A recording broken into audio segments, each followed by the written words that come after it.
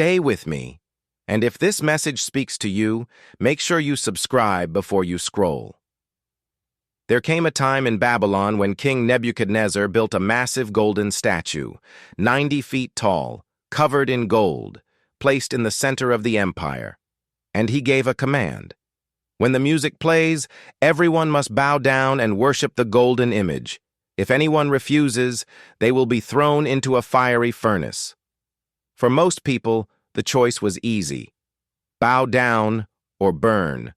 So the music played, and one by one, people dropped to their knees, politicians, soldiers, leaders, crowds.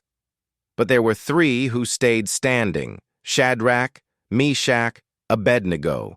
They did not bow, not because they were trying to be rebellious, not because they wanted attention, but because they already belonged to the one true God.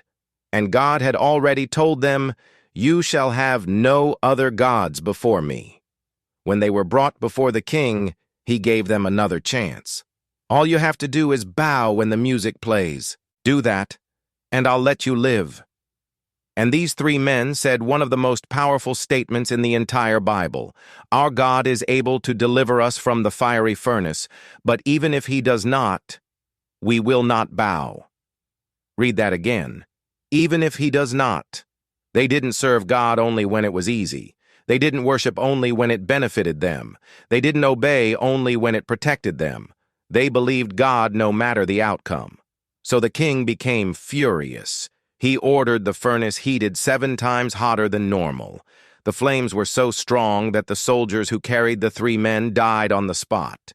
But Shadrach, Meshach, and Abednego walked into the fire. And that's when the miracle happened. The king stood up in shock and said, "Did we not throw 3 men into the fire?" "Yes, O king," he replied. "Then why do I see 4 men walking around, and the 4th looks like the Son of God?" The fire did not burn them. The ropes that tied them were gone.